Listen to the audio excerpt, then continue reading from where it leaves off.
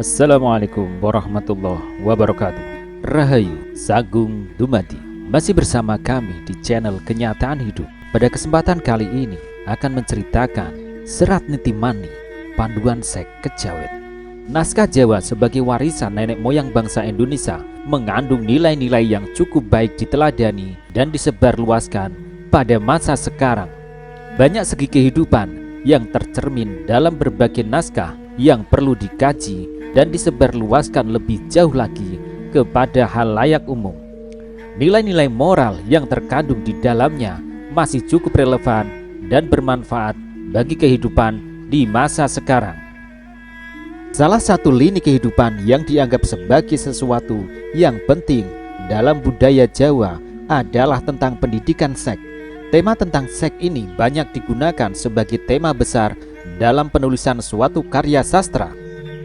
Ada beberapa karya sastra yang bahkan secara khusus mengupas tentang ajaran seksologi seperti Serat Nitimani, Serat Centini, Serat Darmo Gandul, dan Serat Gatoloco.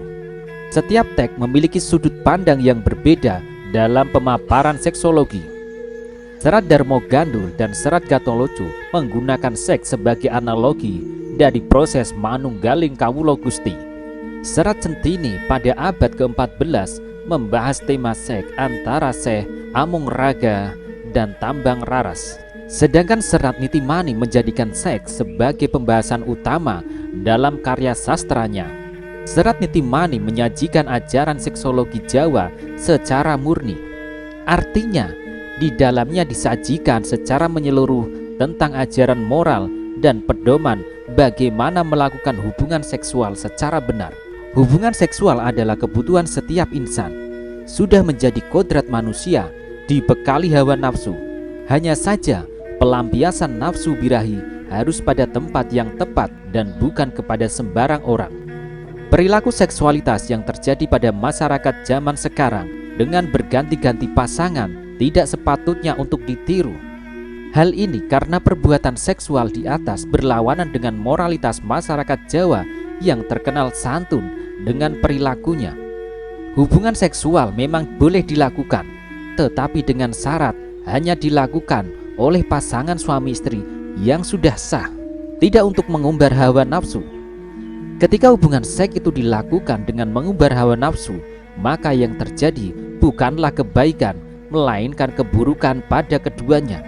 Apalagi jika yang melaksanakan hubungan seks itu pasangan belum menikah atau bukan suami istri yang semestinya. Jika sampai si wanita hamil, maka pertanggungjawabannya akan susah dan pasti mencoreng citra baik wanita itu. Hubungan seksual memang merupakan masalah yang sangat penting dalam budaya Jawa karena hasilnya adalah sebuah kehidupan baru. Oleh sebab itu, perlu diajarkan agar sebelum melakukan hubungan seksual haruslah disiapkan segalanya agar hasilnya juga sempurna dan mengerti asal kemana ia akan berakhir. Seperti aturan yang telah ditetapkan, baik itu oleh ajaran agama maupun ketetapan para leluhur, bahwasanya orang yang boleh melakukan persetubuhan hanyalah orang yang sudah menikah. Itu artinya seorang laki-laki hanya boleh bersetubuh dengan istrinya sendiri, bukan orang lain.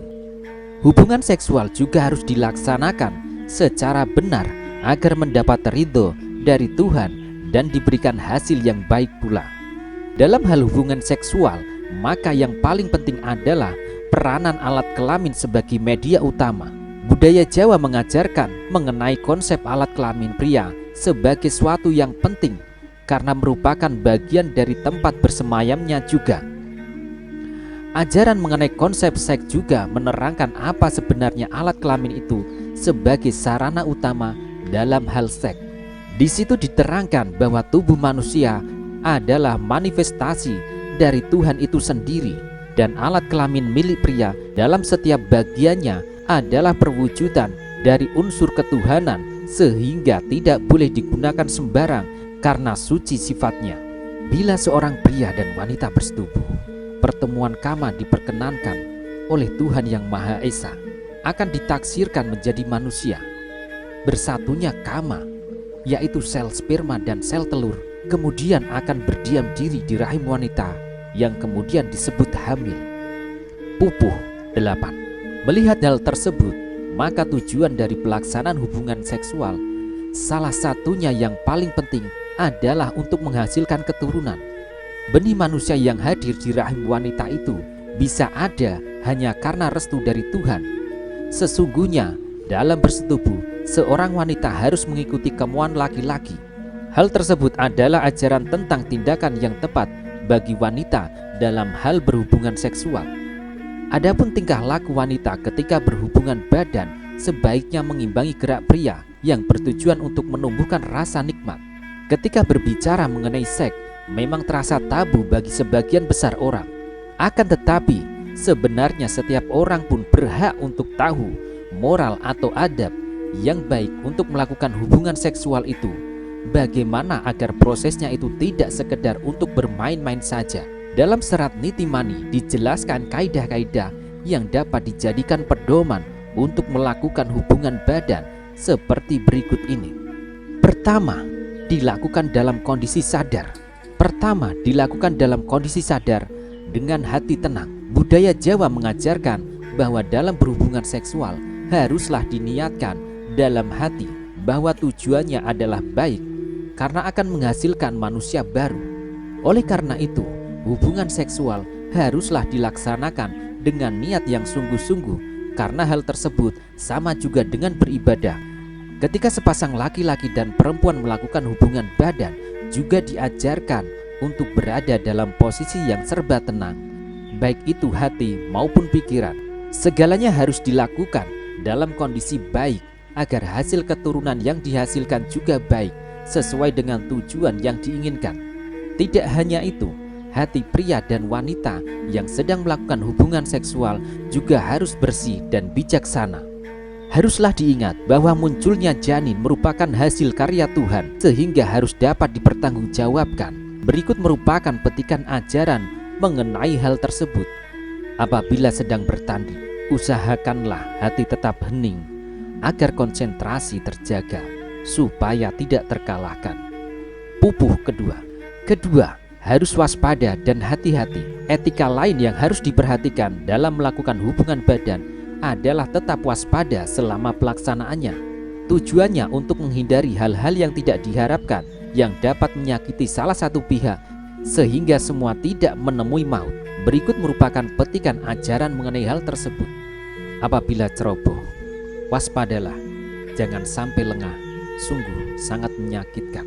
Jika sedang menikmati sesuatu, janganlah kesadaran terlena agar tetap siaga. Kewaspadaan tak akan menimbulkan kematian. Pupuh kedua. Dalam pupuh keenam dijelaskan pula bahwa ketika kedua pihak sudah siap, maka harus segera dimulai proses hubungan badan. Yang tak boleh dilupakan adalah kewaspadaan. Tidak boleh ceroboh ketika menghujamkan serangan kepada lawan. Ketika senjata pusaka laki-laki telah siap bertempur, segenap kekuatan siaga, maka segeralah memulai pertandingan. Niscaya pertempuran itu tidak akan mengecewakan. Namun tetaplah waspada, jangan ceroboh. Ketika menghujamkan serangan terhadap senjata lawan, hendaklah mengutamakan kewaspadaan. Pupuh keenam. Ketiga, harus sabar dan berlapang dada dalam melakukan hubungan badan. Tentu ada berbagai macam sensasi yang akan dihadapi oleh setiap pihak. Hal ini karena setiap pihak memiliki kekurangan yang harus diterima oleh pihak lainnya. Jika dalam melakukan hubungan badan, salah satu pihak belum mencapai titik kepuasan atau orgasme, maka pihak lainnya harus dengan sabar melayani sampai semua pihak merasa terpuaskan. Pelaksanaannya tentu harus dengan sabar, saling membantu satu sama lain. Berikut merupakan petikan ajaran mengenai hal tersebut. Apabila tidak puas, janganlah terlihat di wajah. Tutupilah wajah dengan ceria agar tidak mendapatkan kesulitan. Apabila kecewa, janganlah memberontak dalam hati. Niatilah untuk lebih berlapang dada dengan harapan agar ketidakpuasan tidak berlarut-larut. Demikianlah sekelumit ulasan tentang Serat Nitimani Panduan Seks Kejawen. Semoga cerita ini dapat menambah sedikit wawasan akan keberagaman sejarah Nusantara. Apabila terdapat kesalahan dalam pengucapan atau versi dan masukan, jangan ragu untuk mengoreksi kami di kolom komentar. Jika dirasa bermanfaat, silakan like, subscribe, dan share video ini. Akhir kata, semoga kita selalu diberkahi dalam menjalani kehidupan ini. Terima kasih telah menyaksikan video ini. Wassalamualaikum warahmatullahi wabarakatuh.